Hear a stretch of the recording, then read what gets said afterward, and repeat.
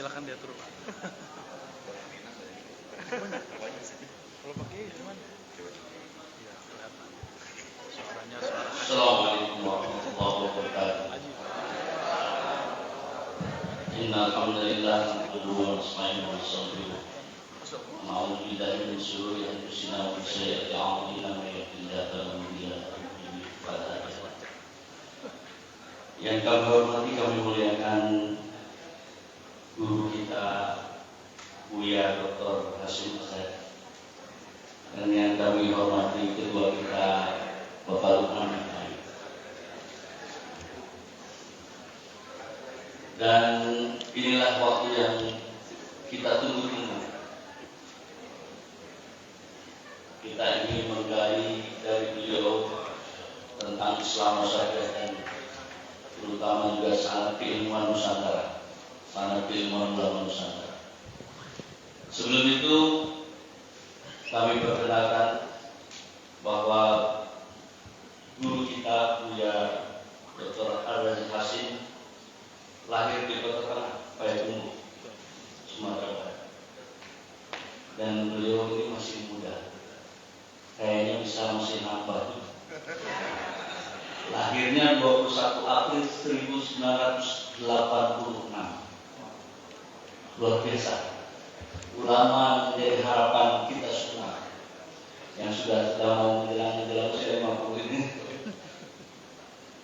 Beliau keilmuannya sangat kuat. S1, S2, S3-nya di UIN, Syarif Hidayatullah. Jadi beliau kalau dibilang sangat keilmuan nyambung terus. Ngaji masih Hasan itu aja. Nyambung terus beliau. S1-nya di UIN Syarif Hidayatullah, Akidatul Safar. Demikian juga S2 dan S3-nya pasca sarjana di Syarif Hidayatullah. Dan di tahun 2016-2017 beliau juga pernah berdakwah di Prancis, di KBRI Paris ya, KBRI Prancis dan KJRI di Marseille. Jadi bukan hanya beliau berdakwah di sana, beliau sudah keliling kemana-mana.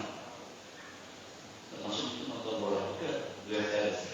Lagi banyak bom jadi nggak berani. Oh iya. Beliau dosen juga pasca sarjana di Institut Ilmu Quran dan masih juga menjadi dosen di UIN ya. Udah mengundurkan diri. Oh, beliau luar biasa. Kalau sudah sibuk di umat itu memang akhirnya pekerjaan itu harus ditinggalkan. Sisa iki. Ya. Masih di IKI, Institut Ilmu Quran ya. Dan beliau pendiri juga turunnya yang akhir-akhir ini viral. Bapak Ibu yang dirahmati Allah, untuk mempersingkat waktu kami persilakan kepada Tuan Guru Buya Dr. Ar-Razi Hasyim untuk menyampaikan paparan. Kita mulai dulu. Betul. Assalamualaikum warahmatullahi wabarakatuh. Alhamdulillah alladzi nafakha ruhu Ahmad wa abrazahu bi nuri sayyidina Muhammad wa ja'alana min ummati sayyidina Muhammad. Amma ba'du. Allahumma shalli wa sallim wa barik alaihi. Bapak Ibu, para masyayikh, terutama sahabat saya Ketua MUI dan moderator kita, ketua kita. Nama saya boleh dibaca Hasyim Ar-Razi, boleh Ar-Razi Hasyim, bebas. Karena secara bahasa Arab yang benar Hasyim Ar-Razi. Tapi secara Indonesia beda. Nyampe di Padang jadi Ara. Oh gitu. Bisa ya. Nyampe di Jawa Timur jadi Aro. Nyampe di Betawi jadi Oji. Bang Oji gitu.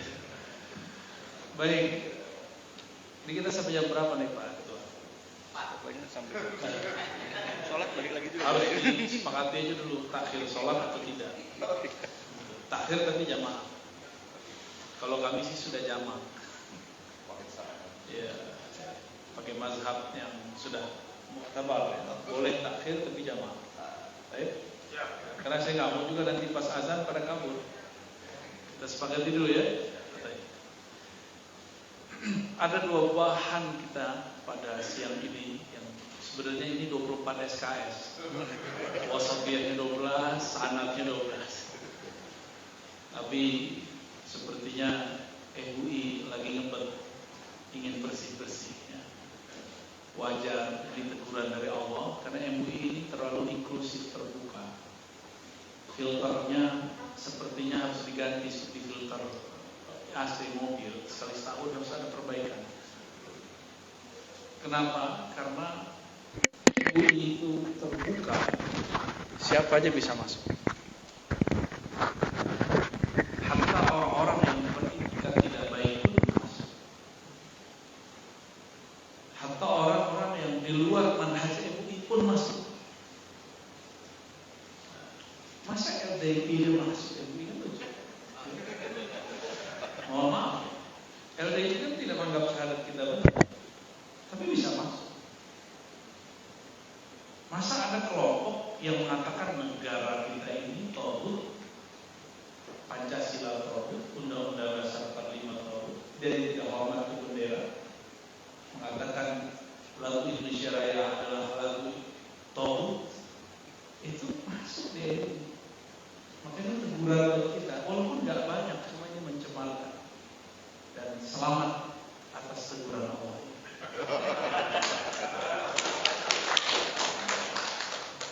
Ciri sederhana Islam wasatiyah untuk syariah Indonesia, untuk bangsa Indonesia sederhana. Dalilnya surat Al-Mumtahanah ayat 8. Ya. La yanhakum, Allah tidak melarang kalian untuk berbuat baik dan berbuat adil terhadap siapa? Terhadap orang-orang yang tidak mengusir kamu, tidak menyerang kamu fitnah dalam urusan agama. Dan yang kedua, tidak mengusir kamu yukhrijukum min diyarikum, mengusir kamu dari negaramu, dari negeri. Dua, ini dalil boleh kita berinteraksi kepada siapa saja di negara ini selama mereka tidak melakukan memerangi agama kita. Yang kedua, bukan memerangi pemahaman kita, beda. Kalau memerangi pemahaman itu ikhtilafiyah, itu boleh. Tapi kalau memerangi agama, agama dari Allah. Kalau pemahaman dari makhluk. Inna dina indallahi Islam, agama milik Allah. Tapi pemahaman terhadap agama bukan milik Allah. Ini 2 hal yang berbeda. Pak Kiai di samping saya ini punya pemahaman terhadap agama. Kiai di ujung sana boleh beda. Apakah itu beda agama atau beda paham terhadap agama? Cuma beda paham. Nah, pemberitaan sekarang kan kayak orang yang menyokong pergerakan teroris disebut ulama.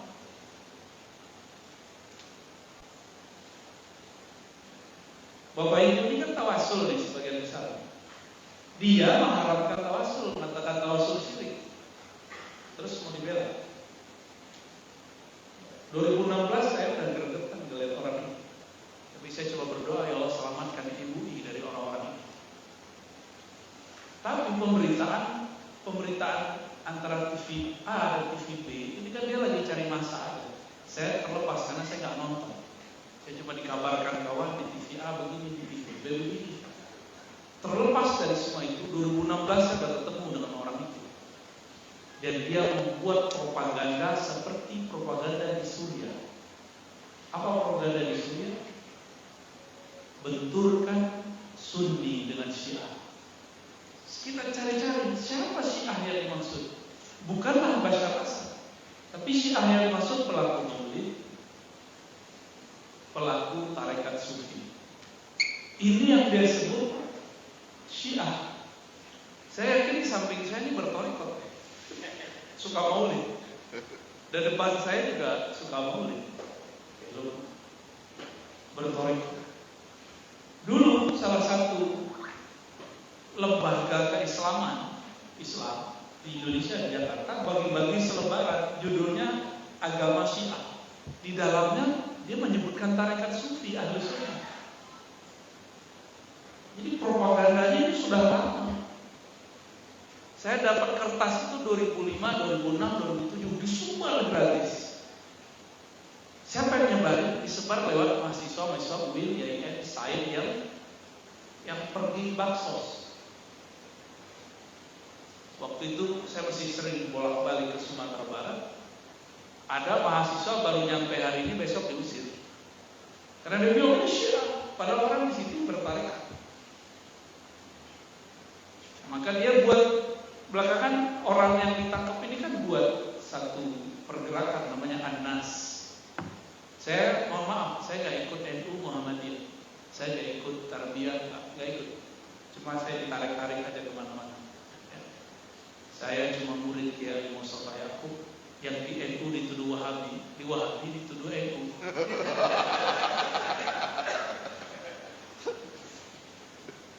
Saya berguru kitab hikam kepada Abuya Nu'man Bashir. Beliau seorang ulama tapi aktivis partai. Cuma di partai itu dianggap sufi, dianggap syiah dikit. Oleh nggak ngerti, dianggap khurafat. Cuma kalau ada yang kesurupan, beliau lagi nyelesain. Semua ilmu ruqyah nggak ada yang sanggup. Datang sama beliau tuh ploknya itu eres. Guru hikam saya yang dianggap syirik oleh kawan. Makanya saya nggak ada urusan, saya cuma ingin mengatakan inna din indallahi Islam, bahwa Islam yang dari Allah satu, tapi pemahaman kita belum tentu benar-benar Islam.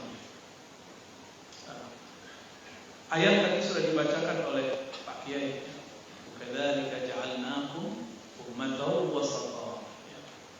Demikianlah Allah menjadikan kamu umat yang wasat. Wasat itu pertengahan, moderat. Tidak ke kiri, tidak ke kanan, tidak terlalu keras, tidak terlalu lembut. Karena dalam hadis Bukhari, mungkin para kiai sudah hafal hadisnya, halakal mutanatti'un. Hadis Bukhari, halakal mutanatti'un. Celakalah orang-orang yang berlebihan. Kalau terjemahan tadi ekstrim. Bagi kita ekstrim itu terbagi dua, ada ekstrim kiri, ada ekstrim kanan. Kiri liberal, kanan kelompok kerasnya, suku pendek. Dia tidak bisa membedakan pemahaman Islam terhadap Islam itu sendiri. Bagi dia kalau nangkep ulama tuh nangkep Islam, nggak nyambung. Bagi dia kalau beda dengan kiai itu beda dengan Islam. Akhirnya Islam itu dijajah oleh salah satu pemahaman kelompok. Ini tidak boleh terjadi. Pada masa baginda Rasulullah SAW, Rasulullah membuka ketika sahabat sholat. Ada yang di tengah jalan, ada yang di Bani Quraidah. Nabi mengatakan, la yusalliyanna ahadukum al-'asra illa fi Bani Quraidah. Sahih Bukhari dan Muslim. Jangan kamu sholat kecuali di Bani Quraidah, sholat asar. Udah mendekat terbenam matahari, separuh sahabat kemudian sholat tengah jalan, lalu diejek oleh sahabat yang kedua. Kata mereka apa? Nabi mengatakan sholat asar di Bani Quraidah. Kalian bid'ah, kira-kira bid'ah. Jadi sudah ada gaya-gaya begitu di zaman sahabat. Sampailah kemudian orang yang kelompok kedua ini, sahabat-sahabat ini, sholat asarnya ketika maghrib sudah larut. Kata kelompok pertama, maksud Nabi buru-buru supaya kamu sampai sholat asarnya di Bani Quraidah. Kalau kelompok kedua, harfiahnya nggak begitu. Besok pagi selesai mereka buat MOU, mereka balik kepada Rasulullah SAW dan Rasulullah mengatakan asabta sunnah, asabta al-khair atau asabta gitu aja. Kamu benar. Berarti ada dua kebenaran. Tapi kata kuncinya asaba, sawab, bukan al-haq. Kalau al-haq milik Allah, al-haq milik Rabbika. Ini kan sekarang muncul kelompok kata Allah, kata Rasul. Seakan-akan kelompok dia satu-satunya mewakili kata Allah, kata Rasul, maka Allah wa Rasul, dan ini berbahaya. Kalau kita dilarang mengkultuskan kiai, guru, syekh, mursyid, maka juga dilarang mengkultuskan pendapat, dan itu lebih bahaya. Mengkultuskan pendapat ada syirik gaya baru, ya, syirik gaya baru, dan itu berbahaya. Maka kalau boleh kita sebut beberapa karakter Islam wasatiyah dari awal ayat yang saya bacakan di surat Al-Mumtahanah ayat 8 itu. Pertama, mereka mempunyai jiwa cinta terhadap negeri. Kalau bahasa kita apa? Nasionalis. Di sederhana aja nih Pak Kiai. Sekolah ekstrim, gak ada hormat bendera, dan selesai. Gak boleh nyanyi Indonesia Raya, itu ekstrim, tutup aja langsung, laporin aja langsung. Pasti dia mengajarkan ekstremis. Itu paling gampang tuh, ya. Kenapa? Mereka mengatakan Pancasila itu sama dengan yukhrijukum min diyarikum, mengeluarkan kamu dari negerimu, menghancurkan negerimu, itu maknanya. Sama itu tafsirnya. Kita boleh sebut itu tafsir sya'riyah, tafsir nasionalis. Moderat ini secara harfiah dari Al-Quran, ya, kemudian kita berikan pemahaman. Dan yang kedua, kelompok wasatiyah itu kelompok yang merasa benar tapi tidak merasa paling benar, gitu. Karena mereka selesai memahami kebenaran mutlak milik Allah dengan kebenaran makhluk, itu mereka bisa bedain. Oh Ustaz, saya sudah nyebutin dalil. Itu kan dalil, ente paham gak namanya istidlal? Yang belajar usul fikih, kita kan belajar usul fikih semua nih, ya. Usul fikih pokok dari cara memahami teks, bahwa satu lafaz bisa dipahami dengan lafaz tertulis dengan makna yang terkandung di belakangnya. Mereka enggak, apa yang sudah diartikan itu artinya. Yang dipakai buku terjemahan Kementerian Agama, kena lagi Kementerian Agama. Apa kata kawan dulu? Ya, ada satu kelompok maling, teriak maling. Teroris itu banyak tamatan pesantren mereka. Apa kata kelompok ini? Ini teroris ini menjadi teroris karena habis baca buku terjemahan Kementerian Agama. Padahal kita cek, yang ngebom tamatan pesantren dia. Itu maling, teriak maling. Biasa ya, dulu kan belum ada istilah flying victim. Sekarang sudah ketemu pola. Udah berapa tuh? Karakter wasatiyah baru dua. Cinta tanah air, merasa benar, tidak merasa benar. Iya. Kita boleh merasa benar. Boleh. Kalau nggak merasa benar, ngapain kita jalanin agama ini? Ya, ngapain saya sarungan dulu? Saya kan celanaan. Karena saya yakin ini benar, bahwa Nabi itu pakai sarung gitu. Nabi itu pakai rida. Walaupun kalau jalan tertentu, kondisi tertentu, kita kembali seperti orang biasa lagi. Untuk apa kita mencari sesuatu kalau kita nggak meyakininya benar? Jadi kita yakini ini benar, tapi bukan mutlak. Artinya suatu saat kalau itu harus diperbaiki. Gitu. Itu yang diyakini oleh ulama salafus saleh. Gak ada salafus saleh itu kalau mereka berbeda lalu mengatakan ente berbeda dengan Allah. Salah satu pengkultusan berbahaya ini pengkultusan pemahaman. Kamu beda dengan aku berarti beda dengan Allah dan Rasul. Kenapa? Aku pakai dalil. Lalu di sana kan juga pakai dalil. Ini contoh kasus. Saya dulu anti maulid pakai ini. Sekarang kuat. Senang maulid itu, kalau maulid itu kerinduan ke Nabi itu. Dulu anti, serius. Kalau ada orang maulid, hari ini masih maulid. Makanya nggak bisa mendendangkan seindah para munsyid itu, saya nggak bisa. Walaupun suara katanya boleh. Wah, tapi hafalan tak boleh. Keberanian jauh. Pemahaman saya apa? Orang maulid itu menyerupai ya Nasrani. Itu pemahaman saya. Man tashabbaha biqaumin fahuwa minhum. Itu pemahaman saya. Enggak ada urusan dengan Muhammadiyah, enggak ada urusan. Siapa yang menyerupai satu kaum, bagian dari mereka. Dalam pemahaman saya, Maulid itu sama dengan Natal. Pemahaman saya. Saya mau tanya Pak Kiai, ini kan ahli Maulid nih wajahnya. Emang sama Maulid dengan Natal? Beda. Ternyata pelaku Maulid tidak pernah menyamakan aktivitas Maulidnya dengan Natal. Terus kenapa dianggap sama? Ternyata ada keroknya. Kitabnya berbahasa Arab, gak ada barisnya. Diajarkan di pesantren-pesantren Maulid.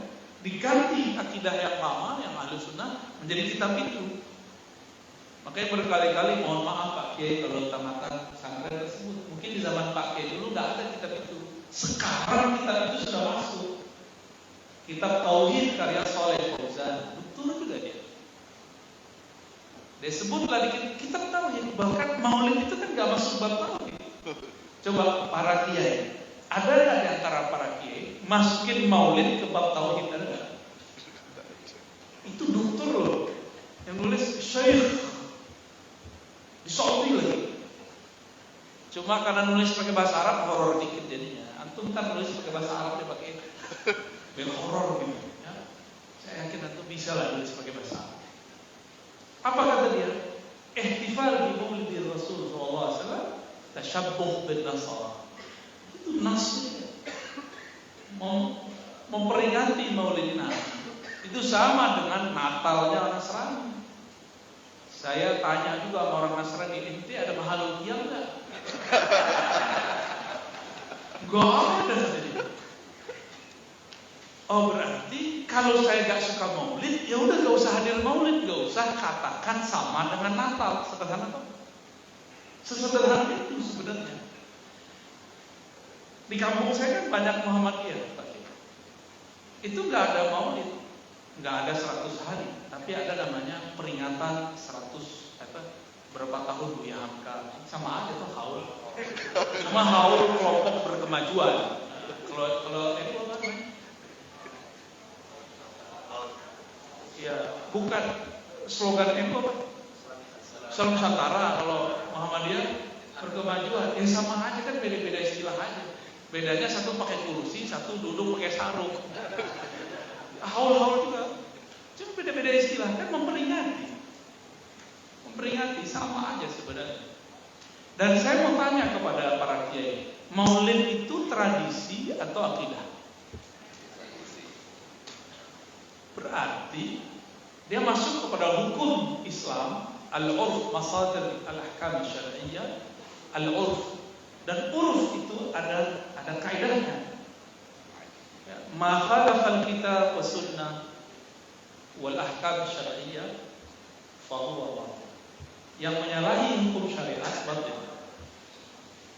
Kalau tidak menyalahi hukum syariat tidak batil. Hatta Syekhul Islam Ibn Taimiyah rahmatullah alaih wafat 728 itu memberikan perincian jika Maulid isinya mau'izah hasanah, memberi makan untuk fakir miskin seperti dilakukan oleh Sultan Al-Muzaffar dan Salahuddin Al-Ayyubi, maka itu bagus.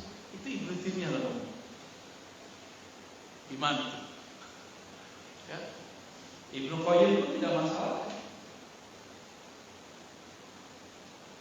Jadi jangan-jangan kita memaksakan definisi kita kepada orang. Waktu saya di Pekanbaru beberapa tahun yang lalu, sebelum rame-rame bab politik, kan kata Nusantara ini menjadi muskilah. Ini saya curiga yang buat tuh orang NU DUI. Iya, bener ya. Maaf ya, buka dong. Tapi sebelum itu, sebelum ada tahun politik, kata Nusantara kan biasa. Tesis saya belum saya terbitkan bagi. Karena apa? Karena ada kata Nusantaranya tahun 2010 saya ada tamat, 2011 baru wisuda. Itu wajib cetak, udah cetak ke ISBN, tapi saya nggak publish. Ketika saya baru ingat mempublish 2016, 17, 19, ramai kata bersama. Akhirnya saya simpen aja tuh. Tesis saya itu judulnya yang S2, Teologi Ulama Sufi di Nusantara abad 16 sampai 19 atau 20. Kita data kitab-kitab, gak ketemu dari abad 16 yang bisa dicek manuskripnya. Kan gak bisa pakai cetakan di zaman itu. Hamzah Fansuri, jauh sebelumnya, Samsuddin Sumatrani, Nuruddin Al-Amiri. Lalu yang bisa ini Nuruddin Al-Amiri, kemudian Abdurrauf As-Singkili. Nah, dua orang ini kitab-kitabnya itu masih banyak. Samsuddin ada sedikit, Hamzah Fansuri ada lumayan. Dari zaman mereka kita cek sampai awal abad 20, tidak ada jejak-jejak ekstremisme di Indonesia. Syiah aja nggak ada, apalagi Wahabi nggak ada, apalagi ajaran teroris nggak ada. Silakan nanti, insya Allah akhir tahun ini kita edit ulang bukunya, baru saya cetak. Mumpung tahun politik belum ramai, kata Nusantara terame lagi kan.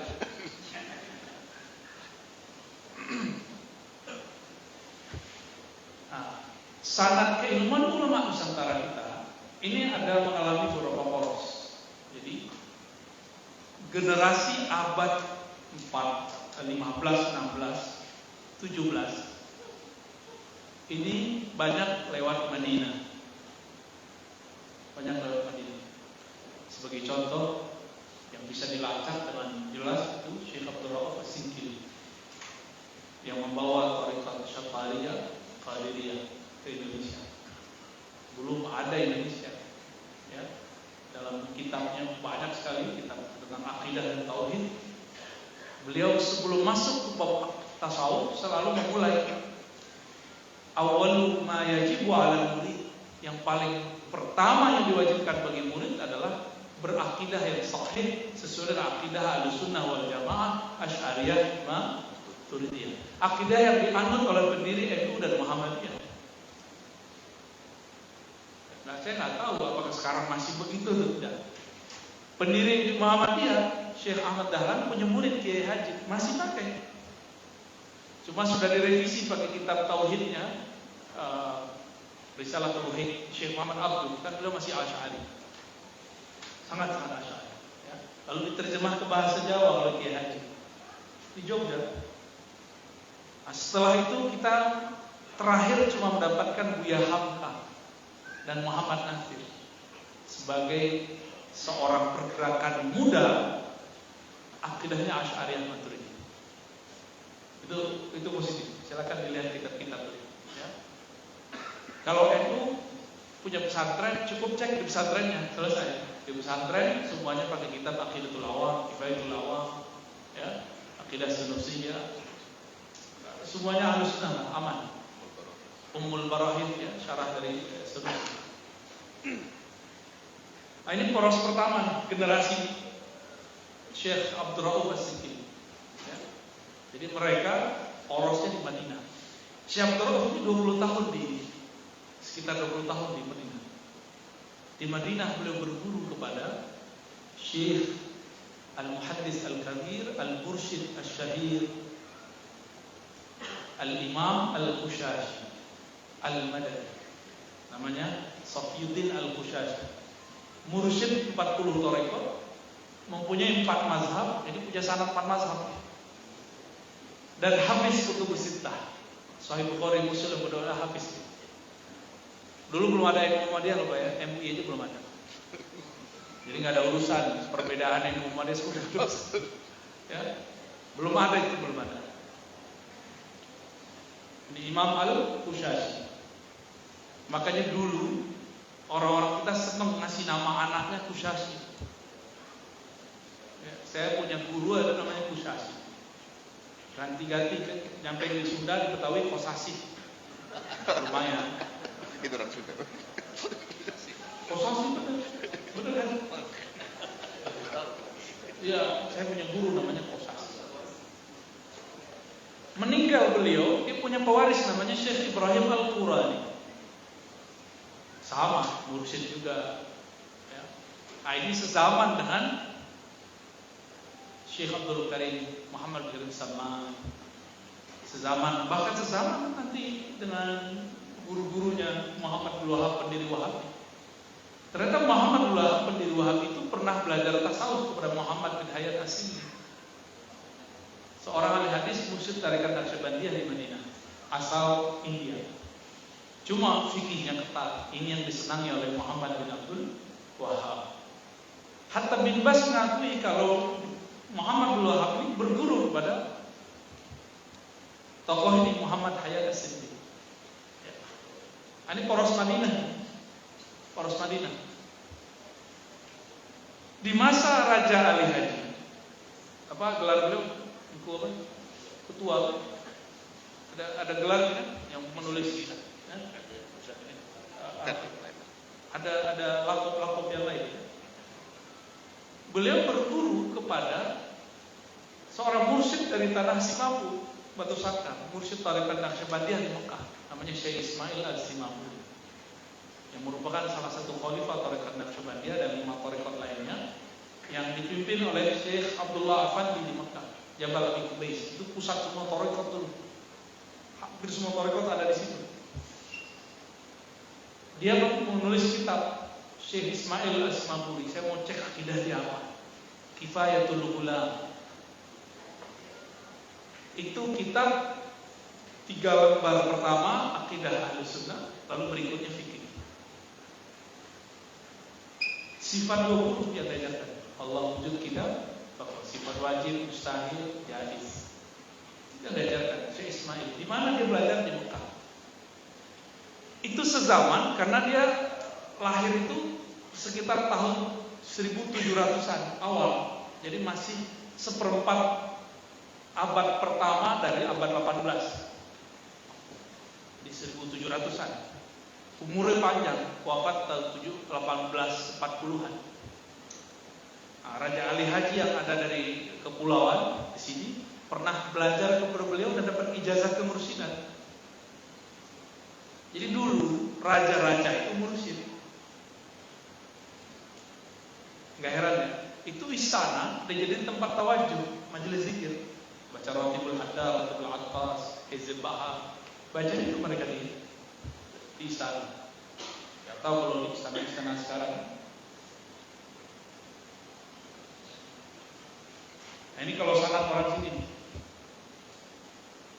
Kalau sanad dari daratan, Sumatera sangat jelas. Semuanya poros Mekah. Nah, ada yang paling tua, namanya Syekh Abdurrahman Batu Hampa.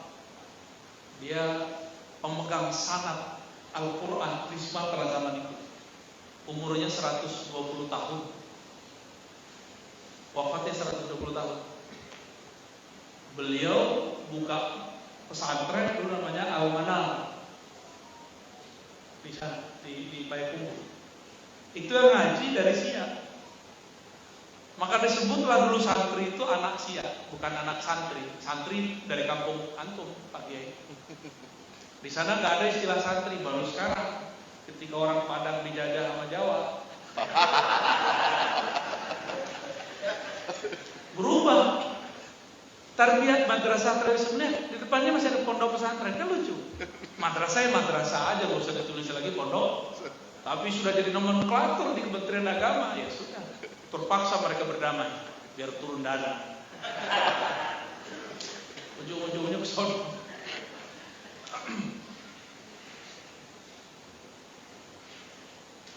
Syekh Abdurrahman ini pernah berguru langsung kepada pengarang Aqidatul Awam, Said Ahmad Al-Marzuki, Abu Yusuf Al-Marzuki Al-Makki Al-Maliki, ulama Mekah, tapi asalnya Afrika Utara. Terus murid-muridnya lanjut, Muhammad Arsyad, ya, bukan Al-Badari, anaknya. Nah, berlanjutlah misalnya kalau dari Riau itu ada Abdul Wahab Rokan yang pindah ke Medan. Berlanjut juga kerajaan di Bekalis, Syekh siapa? Raja Muhammad Yusuf ya. Itu berguru kepada mursyid yang pernah bersaing majelisnya dengan Syekh Ismail. Oh, jadi mereka para mursyid ini bersaing juga. Para kiai ini pasti bersaing di belakang ya. Bersaing buat maulid sama enggak buat maulid. Yang enggak senang maulid, Ya bid'ahin aja lah. Ini poros, boleh kita sebut poros Makkah, Daur Makki. Sebelumnya Daur Madani. Hampir semua ilmu kita. Jadi di sono bawa kita pada haji, bawa dalail khairat, bawa hizib, bawa mazhab Syafi'i, mazhab semua bawa dari sono. Ketika yang di sana sudah dibawa ke negeri ini, ke Pulau Jawa, ke Banjar, Sulawesi, Lombok, apa yang terjadi? Di tanah Hijaz terjadi perubahan hebat. 1124 Utsmani Ummah pecah, ada dua kerajaan, Kedal Syarif, ya, Husaini, kemudian kerajaan Ulu Suud di Najd.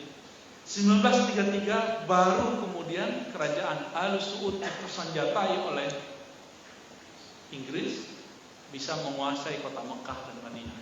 Terusirlah kemudian keluarga Syarif ini ke Yordan, menjadi Raja Yordan. Jadi 1933 resminya Mekah Madinah sudah tidak ada maulid. Jadi maulid ini adalah amalan yang dulu dari Mekah dibawa ke sini. Di sini masih bertahan, di sono udah nggak ada. Tarekat dulu orang bersuluk 40 hari itu di Jabal Abi Qubais, 10 hari minimal, 40 hari biasanya. Saya masih punya manuskripnya. Syekh Sulaiman Zuhri berkirim surat dengan ulama di Sumatera Barat, Minangkabau, berkirim surat, disebut nama-nama orang-orang yang dulu pernah mendebat beliau di Mekah. Dengan seorang syekh namanya Syekh Muhammad Jamil, menantu dari Syekh Muhammad Tahir, murid dari Syekh Ismail As-Simawuri. Itu orang berdebat. Jadi perdebatannya karena dulu gak ada WA, pakai surat. Pas, jadi bisa kirim sekarang, datangnya tahun besok. Karena kirim sekarang lewat Pak Haji. Pak Haji kan nginep dulu 6 bulan. Jadi di sana dulu, mohon maaf nih Pak Haji, Pak Haji dulu 6 bulan ngaji di sono, suluk di sono. Pulang-pulang jadi mursyid, pulang-pulang jadi kiai. Kalau kata Martin van Murnesen, karena di Jawa, di kampung beliau nih, jangan-jangan kesini karena di sana nggak bisa kali. Karena di sana itu jalur galagis, tuh nggak galagis. Para Gus ini nggak bisa ditembus, mirip-mirip kayak Sayyid. Maka cara paling mudah itu jemput ke mursidat ke Mekah, maka ente bisa buat pesantren sendiri. Begitu dulu. Itu yang ngomong orientalis, antum gak usah percaya. Itu mazhab, namanya mazhab Suzaniyah. Orientalis kok yang ngomong. Baik. Ini poros Mekah. Sekarang beralih kepada apa yang disebut dalam hadis Imam Bukhari dan Muslim, bahwa nur yang ada di Madinah itu akan keluar. Nanti suatu saat akan kembali. Kapan kembalinya? Kalau mengikuti hadis Abu Daud, innallaha yab'ats li hadhihi ummah, ya, fi kulli mi'ati sana man yujaddid laha dinaha. Itu hadis Abu Daud. Allah akan membangkitkan setiap 100 tahun pada umat ini yang akan mentajdid agamanya. Maka kalau hitungan bodoh saya 1933 berarti nanti bukan 1124, itu Turki Utsmani jatuh 2033. Gimana ceritanya nanti walau alam, apakah anak-anaknya Raja Saudi bunuh dulu, kita nggak tahu kan? Ya, kita jangan main spekulasi. Kita tunggu saja. Kita tunggu keajaiban Allah. Saya mau tanya nih ke para kiai yang sudah sering keluar negeri atau keluar alam gaib. Sebanyak ini negeri sekarang yang memakmurkan syiar-syiar seperti Maulid Nabi ini terlepas dari NU Muhammadiyah. Nasyid Madaih Nabawiyah itu di mana? Karena Maulid ini sudah ada sebelum NU Muhammadiyah, maka saya tidak mau mengidentikan itu dengan perdebatan atribut ini. Nggak mau. Ya. Dulu di Mekah, sekarang udah nggak ada. Guru kita semua, saya Adil Al-Nawar, kan guru antum semua. Beliau bercerita, kami kalau mau maulidan ke tengah kebun kurma yang nggak ada orang, nggak ada askar. Baca di situ. baca maulid dan menyedihkan sekali. Itu di Mekah, Pak. Kalau nggak di apartemen lantai paling kosong. Itu kalau menyedihkan cerita. Kan beliau mulazamahnya kepada Sayyid Muhammad Alawi Al-Maliki, Abuya itu senang banget dengan suara beliau. Sayyid Abdul Munawar itu kalau sholat tarawih satu malam satu juz, dan itu Fatihah dari Bismillah sampai Waladhdallin satu nafas, tapi bersih, tidak buru-buru, tidak cepat-cepat, juga tidak lambat. Wah, nafas beliau. Maka beliau ini mahbub dan masyayikh. Sayyid Agil Munawar. Beliau itu cerita. Saya pun tanya kepada guru saya yang lainnya, yang 12 tahun di Mekah, 10 tahun di Mekah, di tahun 70-an, 80-an, masih ada nggak guru? Semuanya garing Pak. Tapi guru yang lebih tua, kita ketemu Syekh Abdul Haq Al-Hamidi, ya, masih keluarganya Mukhtar Al-Tariq yang dalam sanad yang sangat tinggi itu. Beliau cerita umurnya meninggal 120, baru meninggal kemarin. Ya, saya ketemu umur beliau setahun atau 2 tahun sebelum beliau wafat. Kalau 120 berarti lahirnya tahun 1900 atau 1901. Oh, dulu di sana ada maulid, malah beliau dapat di Madinah itu sanad Dalail Khairat. Datang ke Madinah itu anak-anak dari Muhammad Amin Ridwan yang mengijazahkan semua murid 40 tarekat, termasuk Dalail Khairat yang dipakai oleh ulama-ulama hafiz Quran di Jawa Tengah. Ya. Beliau dapatnya di Madinah. Beliau bertemu dengan Syekh Muhammad Ali bin Muhammad Amin Ridwan. Itu beliau cerita kepada kami. Orang Mekah ini sekarang sudah mulai berpindah ke negeri kita Nusantara. Maka beruntung baca pesantren atau pernah ngaji kitab kepada kiai siapapun, khatam kitabnya, berarti antum termasuk ya, khatam baca kitab dari awal sampai akhir.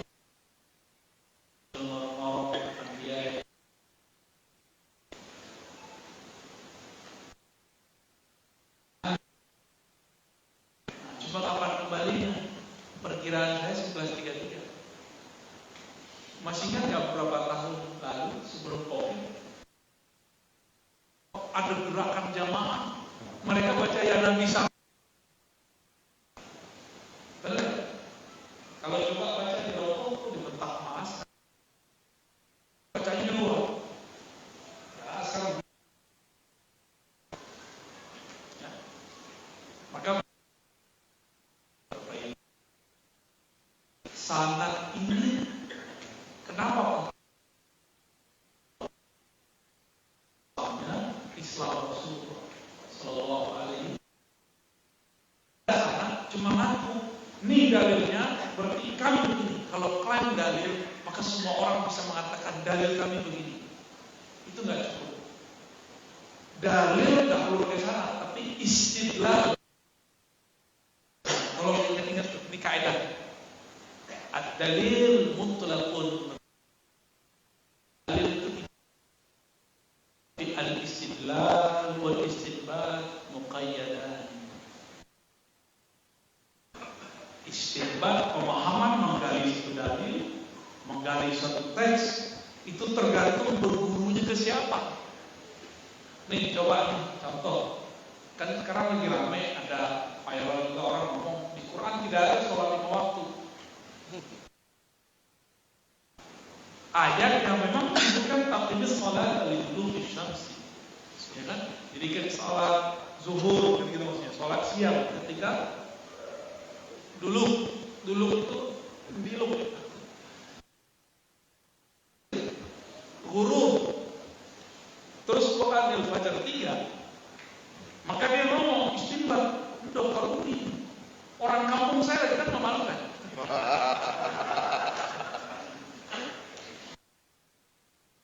Ini dalil bahwa sholat itu cukup 3 waktu.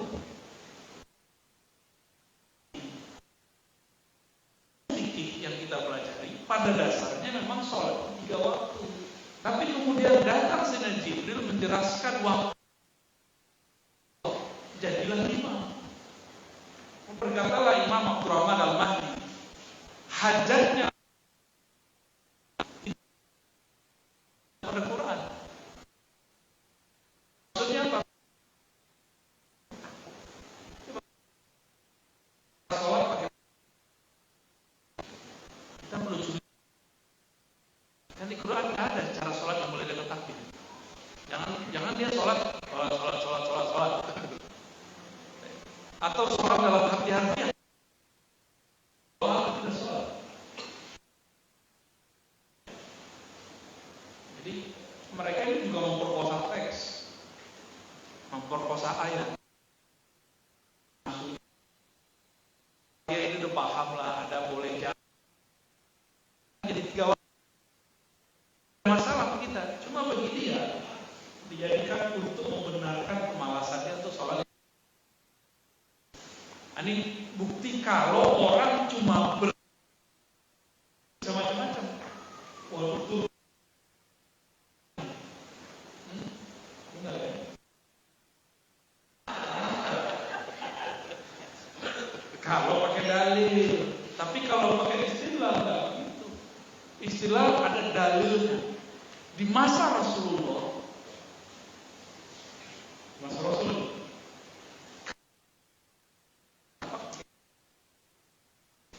menutupi mata kaki berarti orang tajir, kaya, pasti berlaku sombong. Lagi sholat dia ruku, dia lihat sarungnya keren, merasa keren itu disebut khuyala. Beda dengan kibriya. Kalau kibriya khuyala ini kan kibriya fil lughah ya, dalam bahasa. Karena mengatakan majarra qawtahu khuyala, memanjangkan pakaiannya, sarungnya, izarah atau sawal khuyala, karena dia merasa lebih baik. Allah tidak pandang dan sarungnya. Bagaimana Allah? Dia sholat nyembah sarung. Sekarang diganti. Itu salah lagi. Boleh. Bahkan kalau orang pakai sarung, orang pakai celana jingkrang, sarung jingkrang itu nggak ada masalah. Kapan jadi masalah? Kalau yang pakai sarung dianggap tidak sunnah, yang sarung yun beberapa orang ya. Sanad keilmuan Nusantara ini ada Al-Minangkawi, itu 2 Syekh Mahfud At-Tirmidzi. Ada beberapa yang cuma ini yang paling masyhur. Ini pra Wahabi. Maka coba Hadratus Syekh Hasyim Asy'ari bentuknya siapa? Kedua orang ini. Keraton, dekat keraton, orang nggak baca. Di dalam kitab Fathul Bari, dalam kitab Tuhfah Ibnu Hajar nggak mungkin. Maka kata Allah, kata Rasul,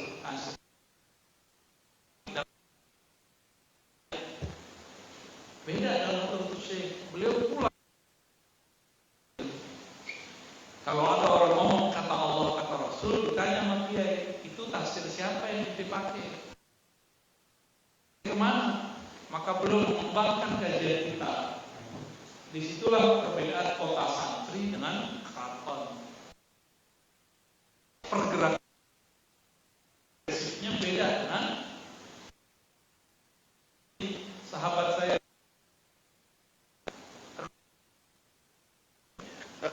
Jangan kadalah nggak kondusif, dia itu nggak progresif, nggak maju. Jadi maju bagi dia itu kalau ada bangunan tinggi. Kalau bagi kita maju itu bangunlah badannya. Jadi ketika jiwa bisa menghargai orang itu jiwa yang tinggi. Kalau jiwa sempit, kerdil, merasa paling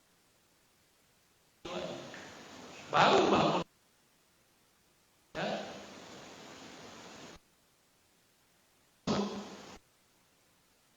Menguasai Mekah, Wahabi menguasai Mekah Madinah, di bagian akhir yang disampaikan masih bertahan sanad ulama Nusantara ditandai dengan sosok Syekh Muhammad Yasin bin Muhammad Isa Al-Fadani. Cuma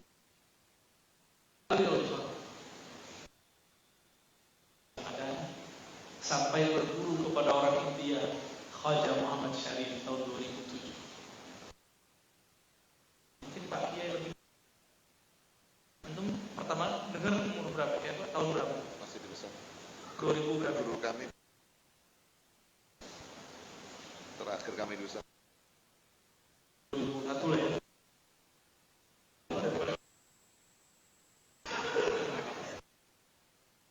Saya baru tahu dari orang India, terus dari guru kami Syekh Bani Said Al-Laham, murid Nuruddin Aidir, yang menjelaskan sosok Syekh Yasin waktu kami ijazahan kitab Kutubus Sittah.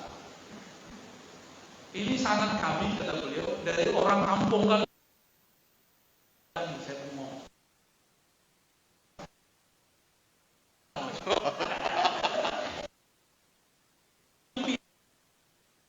Ini dengan Syekh Yasin pernah nggak ketemu beliau?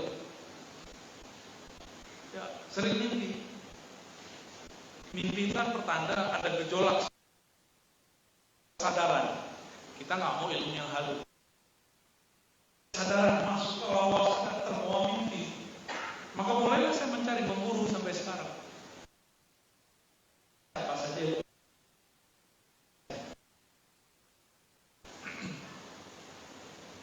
Syekh Yasin itulah yang paling. Syekh Muhammad Yasin. Beliau pertama kali buat Arab dulu. Putri.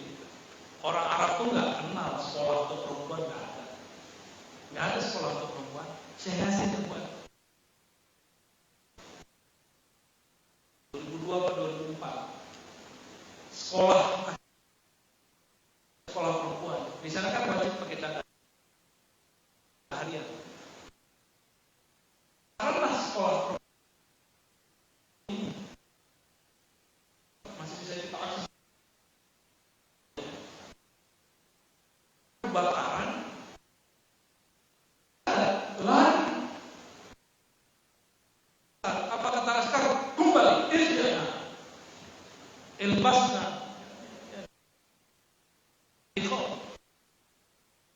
Baliklah mereka masuk ke dalam. Ada yang bisa keluar, ada yang luka, ada yang cacat. Sebab darurat. Tercadar itu. Ya. Dia bagi dia nikop itu darurat. Yang darurat menyelamatkan nyawa. Ini gawat. Kita jangan senang dulu kalau ada polisi syariah, jangan senang dulu. Polisinya harus benar dulu pemahaman syariahnya.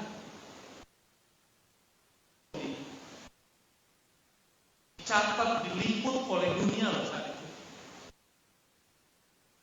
Jadi kita ini semangat bersyariah itu jangan dengan nafsu.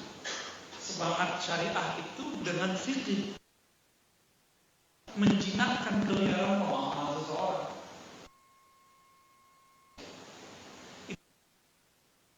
Lewat syariah.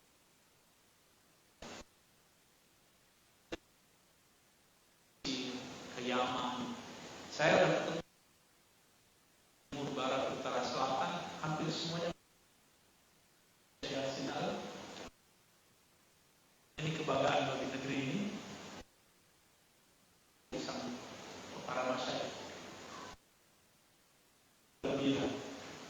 Kita bisa meneruskan estafet. Di kampungnya Pak Kiai ini biasa anak-anak kecil hafal Alfiyah. Ya.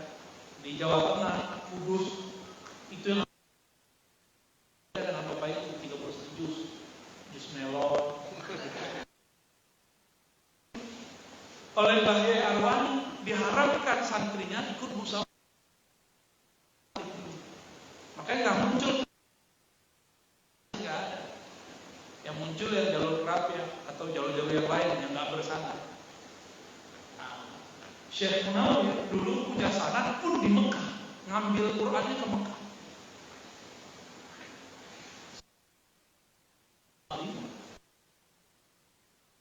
Semoga ada pertanda baik. Yang dulu ada di Mekah, Madinah, di Haramain, sekarang di negeri kita. Nanti sama-sama kita kembali.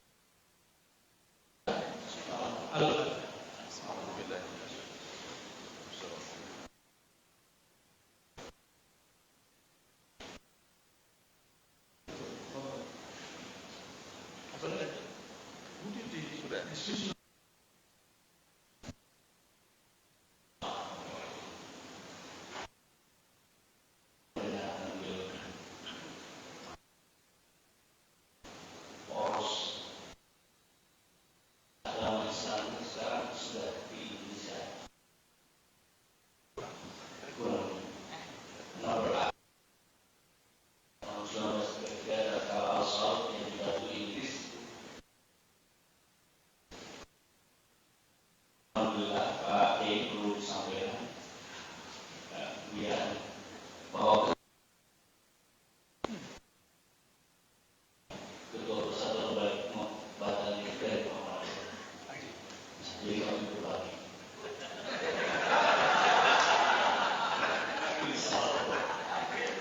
Dan harus diingat, baik Muhammadiyah maupun NU,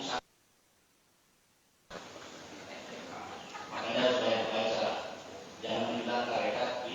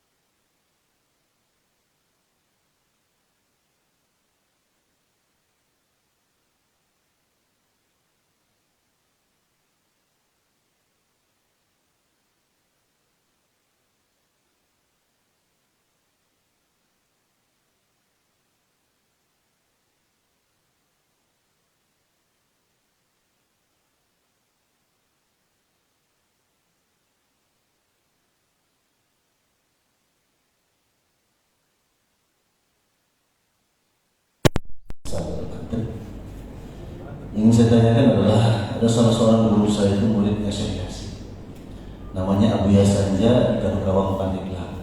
Bahkan yang menikahkan beliau pun adalah Syekh Yasin Al-Fatani. Cuma beliau pernah menyampaikan kepada saya, dan ini sejalan dengan apa yang dikasihkan Mbah Maimun.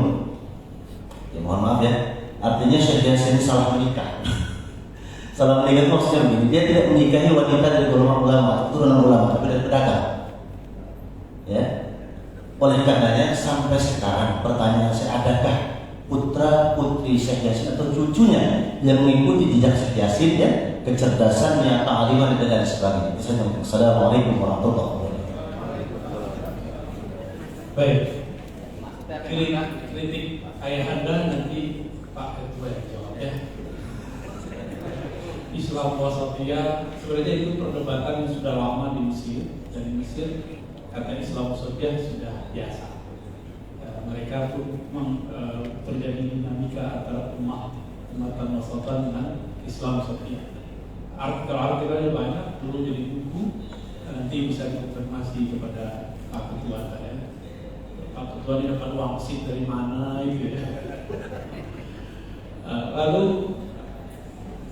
istilah Nusantara sebenarnya tidak ada masalah. Yang masalah itu kalau Nusantara itu jadi sebuah agama ya.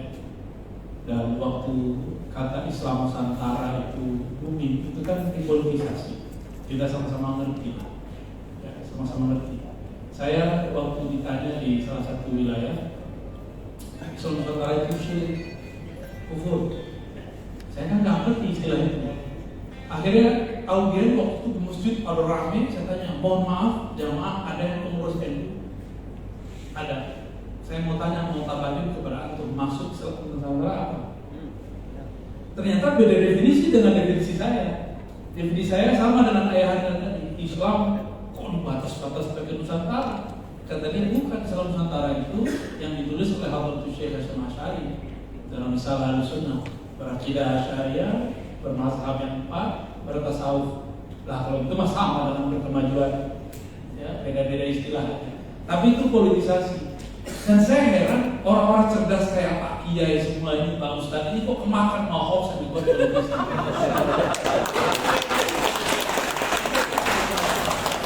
Kalau saya langsung di tempat itu kita langsung tabayun kepada pengurus provinsi. Saya masih ingat. Artinya sudahlah itu makanan politisi. Kecuali Pak Kiai ini aktivis politik, silakan naikin lagi. Tanggung jawabnya. Terus mengenai yang pertanyaan tentang Salahuddin Al-Ayyubi, itu dia punya adiknya dinikahkan dengan Sultan dari Irbil, namanya Sultan Muzaffar Abu Sa'id Al-Kaukabri. Beliau ini sezaman dengan Syekh Abdul Qadir Jilani, murid Syekh Abdul Qadir semua. Jadi maulid ini ada peran Syekh Abdul Qadir Al-Jilani kata salah satu. Merinding saya kalau sebut nama wali-wali. Syekh Abdul Qadir itu disepakati keluarganya hatta ajal Wahabiyah Salafiyah. Hatta Syekh Ibnu Taimiyah mengatakan Sidi Syekh Abdul Qadir Jilani qaddasallahu sirrahu dalam kitab Majmu' Fatawa 2 jilid, dia mensyarah ajaran Syekh Abdul Qadir Jilani. Maka thariqahnya Ibnu Taimiyah salah satunya Qadiriyah. Salah satu, tapi jalur Hanabilah. Agak beda dengan manakiban para kiai-kiai ini. Karena ada manakib Syekh Abdul Qadir itu ada tak terima. Ibnu Taimiyah tak terima, bukan itu Qadiriyah versi dia. Nah, dia kitabnya jilid 9 dan 10 di Majmu' Fatawa, itulah ajaran Qadiriyah yang diterapkan oleh Sufi Salafi. Ibnu Taimiyah yang nggak percaya baca kitab. Yang udah diterjemah, tapi di terjemahannya ada beberapa kosakata diganti, kata tasawuf diganti spiritual. Biasa, malu. Ibnu Qayyim 70% karyanya tasawuf, Sufi Salafi. Ya, tidak apa? Madarijus Salikin, Iddatus Sabar. Yang paling saya suka itu Al-Wabil Shayyib. Itu buku zikirnya tarekat Ibnu Qayyim al-Jauziyah, Imam Salafi. Di masa Sultan Muzaffar, beliau ingin berjihad melawan Prancis atau Rum yang menguasai dan menawar mereka ini. Kalau nangkep tentara umat Islam itu ditawan, kalau masuk ke satu negeri ditawan semua dan disiksa, perempuannya diperkosa. Tapi cowok-cowok kiai-kiai gak ada yang mau berjuang, semuanya sibuk zikir, torikotnya torikot merem-merem, gak mau diajak jihad. Maka diajaklah mereka mengamalkan salah satu furu' dalam tasawuf, namanya istima' as-sama', mendengarkan madaih, mewajid, anasyid. Maka muncullah kemudian Al-Imam Ibnu Dihyah, Abul Khitab Ibnu Dihyah menuliskan kitab Maulid pertama dalam sejarah Maulid Nabi, yang menulis mazhabnya Maliki Syafi'i. Yang buat Sultan Muzaffar akidahnya Asy'ari, berfatwa dalam dua mazhab Hanafi dan Syafi'i. Dia membangunkan puluhan zawiyah madrasah Hanafiyah, Syafi'iyah, Hanifiyah, Syafi'iyah. Dan dia setiap kali ada tamu dari luar, dia buatkan hotel-hotel gratis. Setiap musim Maulid dia menghabiskan 300.000 dinar. Hitung aja Pak, oke, 300.000 dinar itu berapa? Lalu donasi setiap bulan itu 100.000 dinar untuk perkembangan Islam. Beliau lah yang pertama buat Maulid dalam sejarah Ahlus Sunnah wal Jamaah. Percaya sama sejarah Ahlus Sunnah atau sejarah Syiah? Yang menyebutkan sejarah Syiah ini kan Wahabi. Muhammadiyah bukan Wahabi loh Pak ya. Muhammadiyah pendirinya Syekh Ahmad. Cuma nyerempet dikit anggotanya itu urusan mereka. Sama orang NU terjebak kebatinan kan ada juga. Tiba-tiba jadi uspun, Ustadz plus. Itu bukan NU yang salah, tapi personal dia yang salah.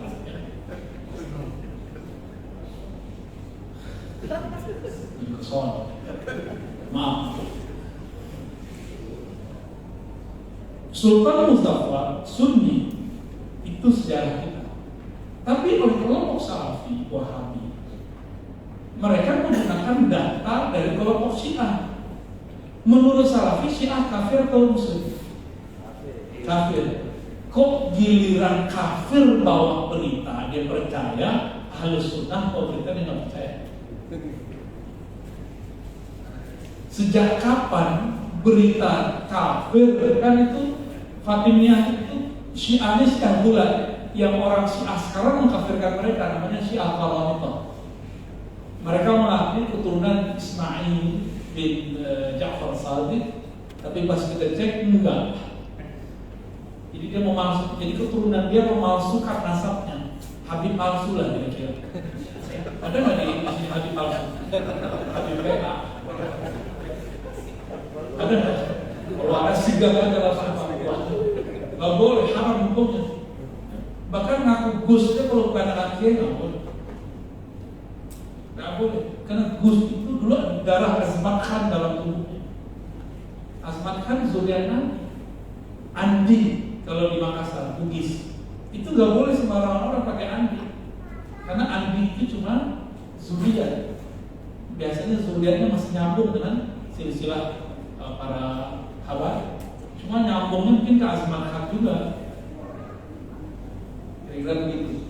Jadi tinggal begini, ikut data Ahlus Sunnah atau data kelompok yang ente kafirkan. Itu aja ngomongnya. Ya. Enggak. Bolak-balik aja. Udah. Apa tuh? Keturunan saya Yasin. Oh, mohon maaf, Ustaz Abdul Aziz ya? Khalid. Ini saya bawa suku saya orang Padang, orang Minang. Di Minang itu siapa jadi siapa, apa jadi apa. Siapapun anda bisa jadi siapa saja. Anak kiai bisa jadi anak setan, anak setan bisa jadi anak kiai. Maksudnya apa? Di sana itu egaliter, kesetaraan itu dijaga. Maka kalau anak kiainya nggak ngikutin galuh ayahnya, itu disebut anak setan gitu. Nggak ada hormati juga. Jadi kalau anaknya bukan ulama nggak ada hormati. Ini kejadian di pesantren-pesantren yang sudah berdiri sekian tahun hancur mati. Beda di Jawa. Di Jawa kan yang dihidupkan gaya mama dynasty. Ya. Dynasty ini ada plus minusnya. Minusnya susah ditembus. Plusnya sangat kuat, kekuatannya sangat kuat. Oke, Allah Akbar.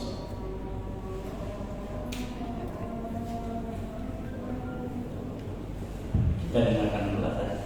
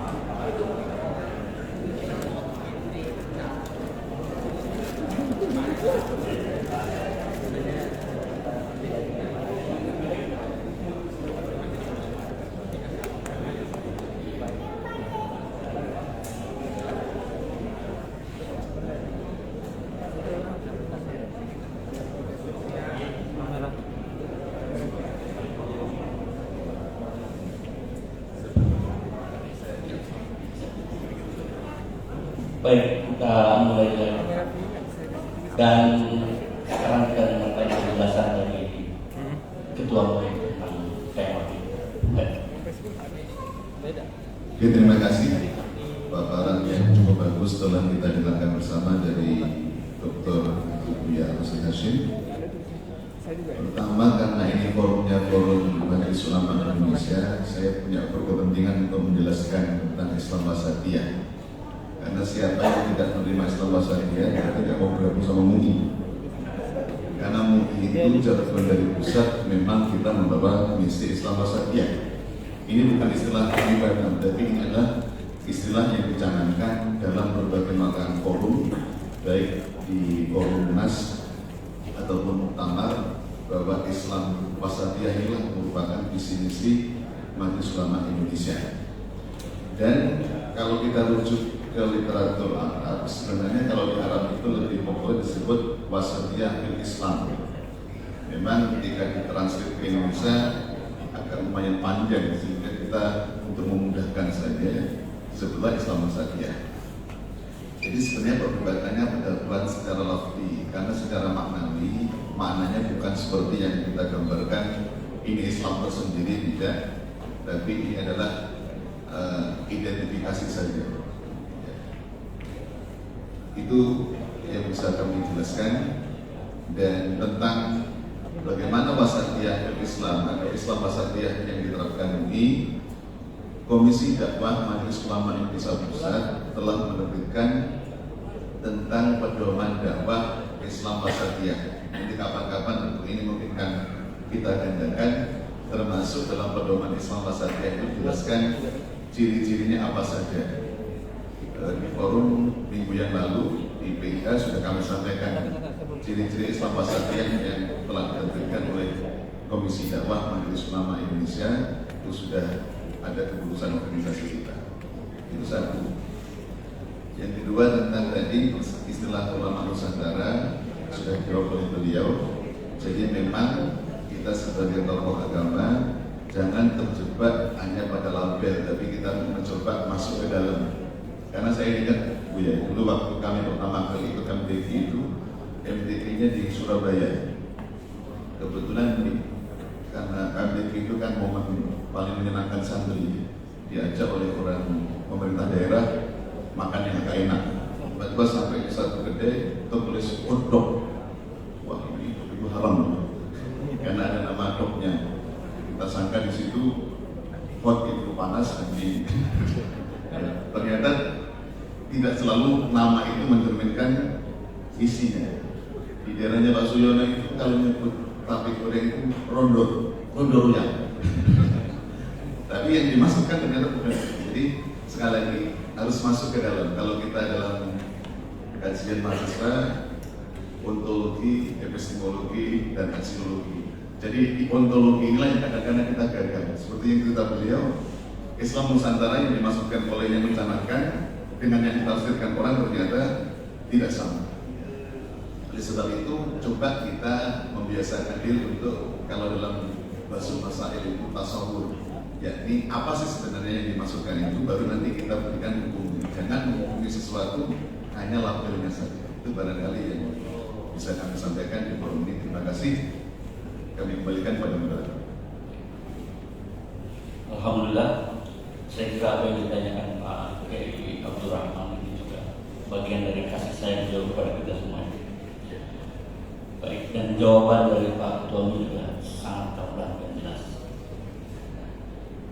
Terakhir kita mengakhiri pertemuan kita ini, padahal sebenarnya masih pengen lanjut Bu ya. Cuma karena sudah komitmen kita selesai, asal kita mengakhiri. Dan mudah-mudahan nanti kita akan mengadakan kegiatan yang sama lagi Bu ya, berkenan bisa menghadiri. Karena tidak mungkin dalam waktu yang singkat 2 jam ini bisa menyelesaikan semua. Tadi itu sebenarnya hanya pembukaan saja, bukaan satu, bukaan kedua. Yang kita tangkap poros Makkah, poros Madinah itu. Nah, atau berkenan satu sesi lagi.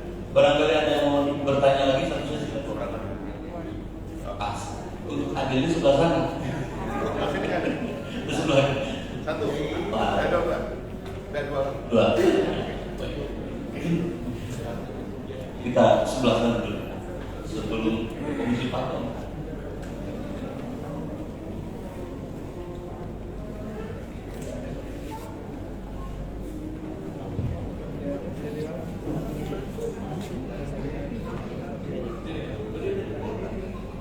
Bismillahirrahmanirrahim.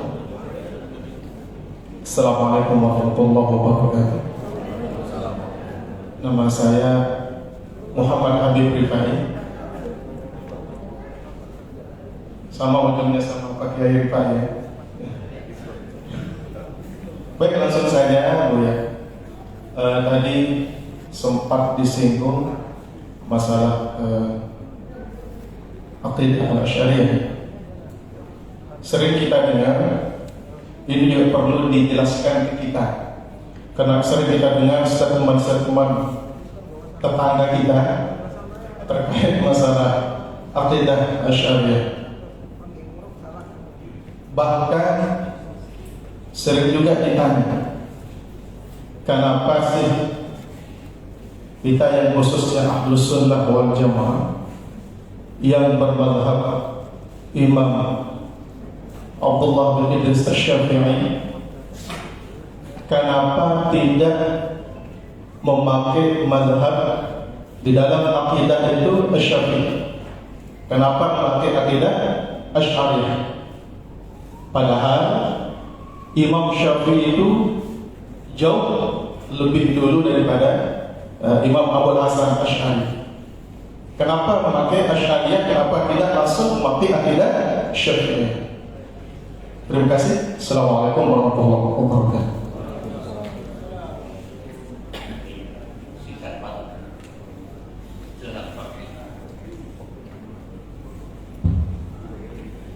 Assalamualaikum warahmatullahi wabarakatuh. Nama saya Mahfud Siddiq, masih saudara Mahfud MD. Pertanyaannya singkat.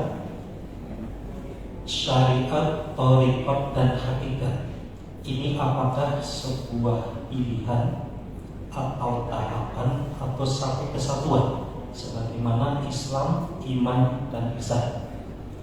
Kalau nggak salah dengar, Buya pernah menyampaikan bahwa ikut thariqah itu adalah wajib. Kalau nggak salah dengar, kalau salah mau diuruskan. Terus yang salah waktu itu momen sedang keiban sama Kiai Idrus sama UAS. Ya. Bagaimana kalau memang itu wajib? Bagaimana tentang saudara-saudara kita yang belum mengikuti thariqah? Nasib mereka bagaimana? Bahkan ada yang sampai wafat belum pernah mengikuti thariqah. Terima kasih. Assalamualaikum warahmatullahi wabarakatuh.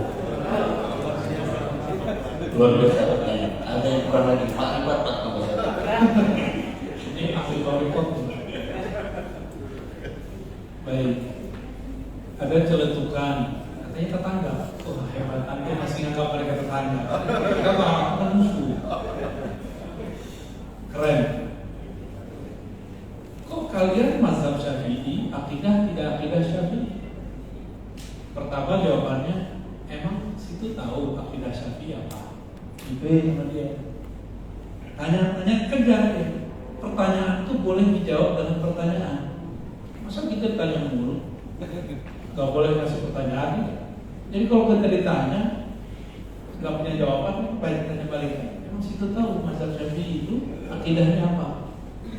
Kalau saya tahu, ya kita mengumpulkan riwayat-riwayat akidah Imam Syafi'i yang dikumpulkan oleh Imam Ibnu Abi Hatim Ar-Razi, kemudian diriwayatkan ulang oleh Imam Al-Hafiz Al-Baihaqi dalam Manaqib Al-Imam Syafi'i. Di situ ada bab khusus mengenai bab akidah, aqidatul Imam Syafi'i.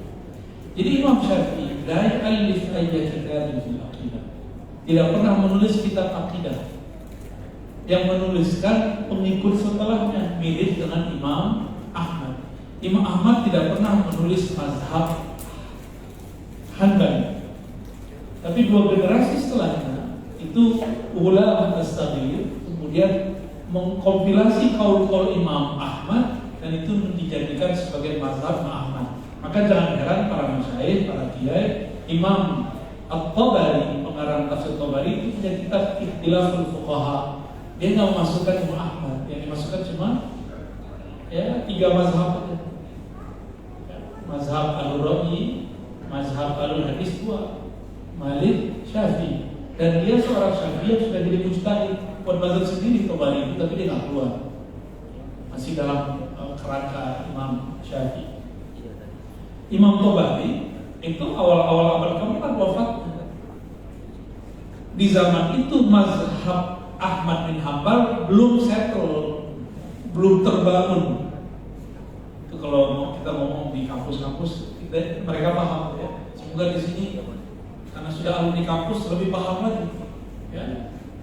Jadi mazhab itu ada yang sudah eksis di zaman imamnya, ada yang eksis setelah diwafat 2 abad.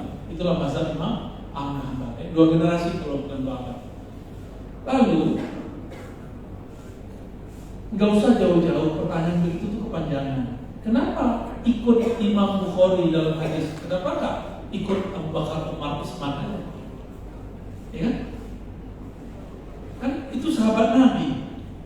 Jawabannya sederhana. Abu Bakar, Umar, Utsman, Ali tidak mengarang, tidak mengkoleksi kitab hadis.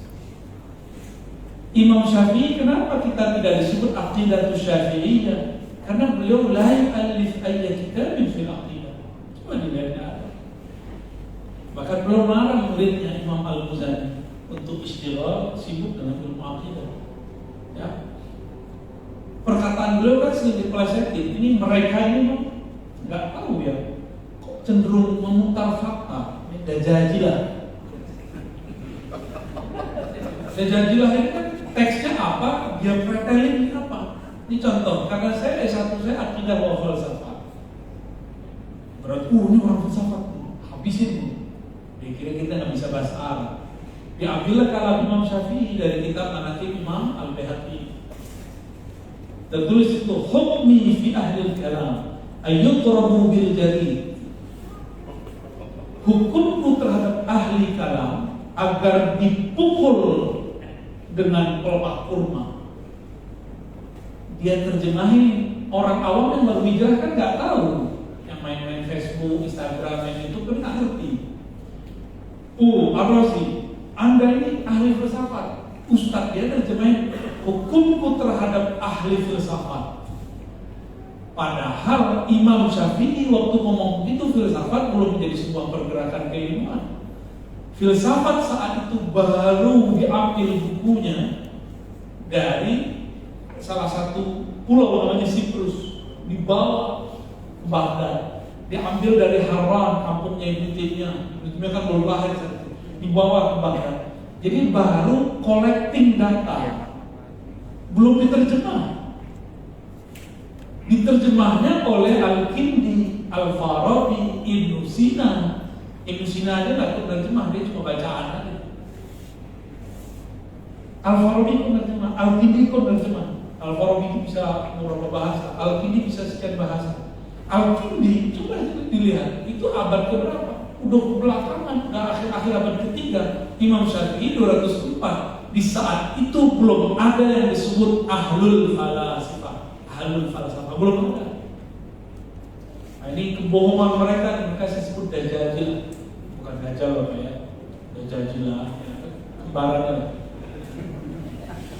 Terus yang kedua, dia ambil teks karya Al-Baihaqi, Manaqib Imam Syafi'i, tapi diperkosa itu teks. Mereka ini kan anti hermeneutik, benar nggak? Kita di kampus kan ada satu kurikulum namanya hermeneutik. Di hermeneutik itu ada manhaj, namanya mazhab Gadamerisme. Gadamer ini bagi dia teks itu maknanya tergantung orang yang baca berdasarkan teks itu, bukan berdasarkan orang lain. Jadi teks itulah yang akan membuat saya tahu makna. Dan si pembaca boleh menggiring kemanapun tergantung background dia. Ini ditolak oleh ahli-ahli tafsir dalam Islam. Gaya-gaya Gadamer ini memperkosa teks. Mereka mengharamkan hermeneutik. Hermeneutik terjahat bagi saya itu hermeneutik Gadamer. Lah kok dia memahami teks itu tidak mengikuti si periwayatnya, Siapa yang beratkan kitab ini? Lafaz ini. Al-Baihaqi. Apa kata Al-Baihaqi? Maksud Imam Syafi'i, beliau melarang ahli kalam itu kelompok Qadariyah anti takdir. Disebutkan nama itu Hafiz Al-Fard, seorang pengingkar takdir. Disebutkan namanya. Giliran kata itu dan nukil, yang penting ada tulisannya Manaqib Al-Imam Syafi'i jilid sekian, halaman sekian. Wah, makhluk Google ya, manhaj mazhab Google, atau Google, sama WhatsApp ya, sama share-share ya, itu sudah cukup. Ini kayak kita ini jadi pasti di-share-share sama mereka. Gak ngerti kita, cuma karena udah terlihat dalam footnote, dia udah percaya aja. Nah inilah pemalsuan data yang mereka lakukan. Dulu disebut madsus, menyisip-nyisipkan makna. Sekarang itu terjadi di mereka biasa. Tafsir As-Sawi ini cetak balik, mereka dihilangkan kata-kata itu.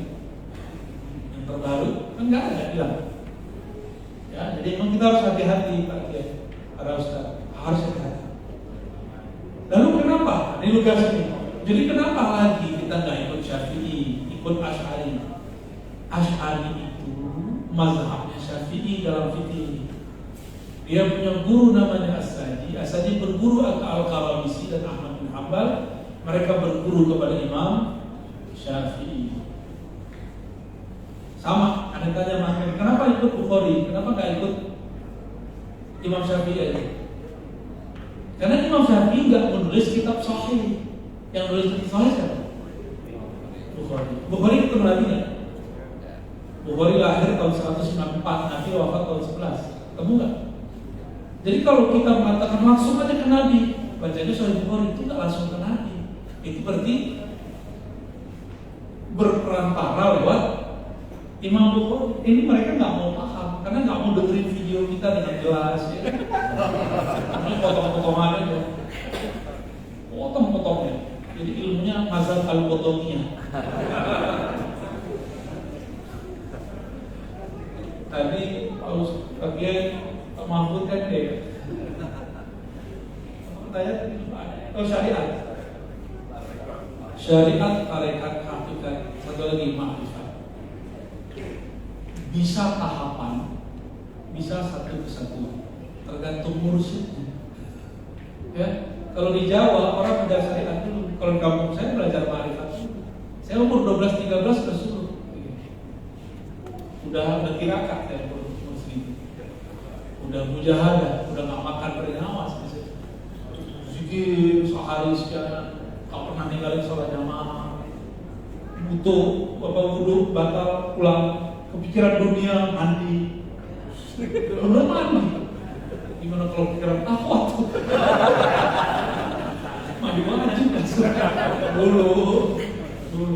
Betul waktu kita lagi sore-sore, lagi asik-asik santai tiba-tiba, saya mau masih kecil tapi nafsu saya kok gede sekali waktu itu. Datang orang perempuan sama mbaknya mau nganterin laut ke teman saya. Itu sampai sekarang wajahnya saya nggak bisa lupa. Bahaya kan? Oh itu saya mandi berkali-kali bukan mandi wajib, tobat. Bisa begitu, bisa kan itu. Saya nggak tahu di mana dia sekarang. Oh iya, itu ini hanya intermezzo. Syariat, tarekat, hakikat, ma'rifat itu sebenarnya satu kesatuan. Kalau mursyidnya usul ilallah, maka dia tidak akan memisah-misah. Nanti dia akan turunkan ke muridnya secara bertahap. Karena dalam syariat itu ada paket tarekat. Untuk menjalankan syariat mesti berkorek, kalau nggak bisa. Coba baca zikir la ilaha illallah. Nabi ngomong afdal dzikri la ilaha illallah, hadis Tirmizi, hadis sahih. Fa'lam annahu la ilaha illallah surah Muhammad 19. Gimana caranya untuk membaca la ilaha illallah itu afdal?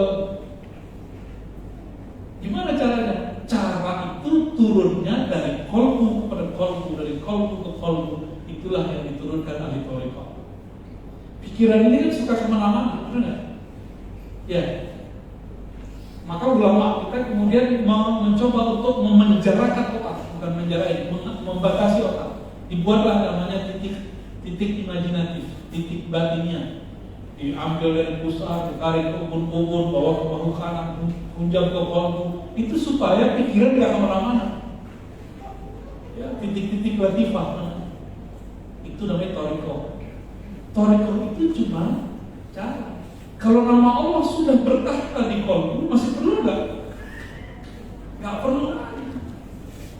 Ya, namanya sudah di dalam, ya sudah cukup sebut saja namanya. Ana ma'ahu idza dzakarani. Itulah disebut haqiqah. Aku bersamanya jika dia menyebut namaku. Apa yang dia dapatkan saat dia mengalami itu namanya ma'rifat. Pengetahuan yang utuh dan pengalaman-pengalaman bersyariat, bertarekat, berhakikat, itu namanya ma'rifat. Maka kalau ada yang janggal, syariatnya lo copot, berarti dia nggak yakin ke ma'rifat. Oleh karena itu banyak yang jadi wali setan pada bab hakikat. Saya sudah menyaksikan. Sakti kalau ngomong itu tubuh Muhammad. Oh, apa itu menjadi begitu kan? Batin lu. Kacau begitu. Bukan Muhammad yang dikubur di Madinah itu. Kurang ajar ngomong gitu. Ada beberapa mursyid yang sudah membulsitkan dirinya. Udah jelas Qur'annya begini, sunnahnya begini, semua udah ada di situ. Masalahnya dia nggak tajam aja, makanya dia nggak bisa menangkap mana-mana ayatnya. Syariat, tarekat ma'rifat semuanya dari Qur'an nggak ada. Keluar dari Qur'an buatnya. Semuanya terkumpul di Al-Fatihah, Al-Fatihah terkumpul Bismillah. Bismillah itulah inti daripada syariat, tarekat, hakikat, ma'rifat. Dan itu bukan buatan-buatan ulama dari Nabi sebenarnya. Istilahnya yang dikeluarkan oleh ulama. Wallahu a'lam bishawab. Baik, alhamdulillahirabbil alamin. Nasibnya? Ya. Yang wajib nasibnya yang belum Oh, bertarekat. nasibnya. Pakai komisi fatwa. Bukan. Siapa yang fatwa? Yang ahli fikih, usul fikih, ada satu kaidah. Ma la yutimmul wajib illa bihi fahuwa wajib. Sesuatu yang jika bukan karena dia yang wajib tidak bisa terlaksana, maka sesuatu ini, alat ini, perangkat ini jadi wajib. Untuk bisa pergi umroh sekarang wajib pakai paspor, jadi wajib terus sekarang. Maka thariqat per zaman harus direvisi. Jangan kuno gitu, jangan norak. Orang udah jelas terganggu dengan zikir-zikir gaya begitu, harus dihabiskan. Di zaman orang sibuk sekarang gadget, gak mungkin bisa zikir di gunung-gunung berholwat. Ini harus diakali. Tidak semua orang sanggup seperti zaman saya kecil dulu. Di zaman dulu handphone masih belum ada. Ya. Tahun-tahun 90, 2000 kan handphone masih belum jelas ya. Wah enak sekali. Sekarang suluk, lagi putar tasbih, bukan handphone. Udah, saya revisi itu pakai Ustaz. Maka kita buat namanya kalau ada work from home, kita buat suluk from home 1 jam, ya, 1 hour, ya. 1 jam sehari. Sa'ah fil yawm takun ma'allah. 1 jam sehari engkau membersamainya, maka Allah akan membersamaimu 23 jam. Itu jargon kita dulu waktu awal-awal kena COVID. Dan alhamdulillah berhasil. Pola-pola itu yang saya terapkan ini teman-teman yang aneh-aneh ini kan pengawal semua. Yang mereka hikmah sekarang mau menyebarkan video-video kita karena Pak Kiai kan terlalu tawadu, nggak mau videonya tuh nongol. Akhirnya nggak ditonton orang. Orang nyari kajian akidah, kajian fikih. Soalnya MUI itu manhajnya apa? Nggak ada. Nggak ada kan? Makanya sekarang muncul tagar bubarkan MUI karena Islamosofinya nggak dimunculkan. Saya kan nggak pengurus MUI dan memang nggak mau jadi pengurus. Karena fatwa MUI tentang beberapa masalah beda dengan penemuan saya.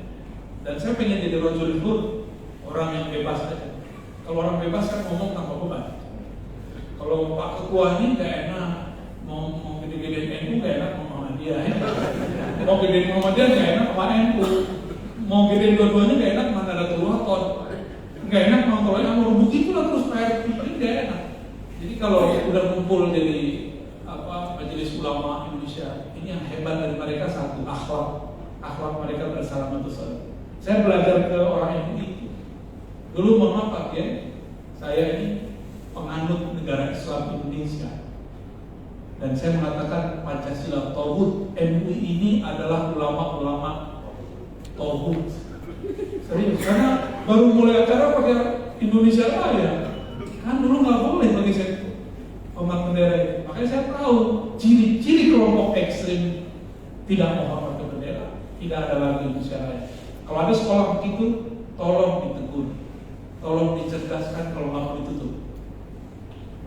Mereka perlu dibina, jangan dibiniin. Karena secukup ya. Semoga MUI ke depan tambah baik, tambah Islam, tambah salam. Amin ya rabbal alamin. Assalamualaikum warahmatullahi wabarakatuh.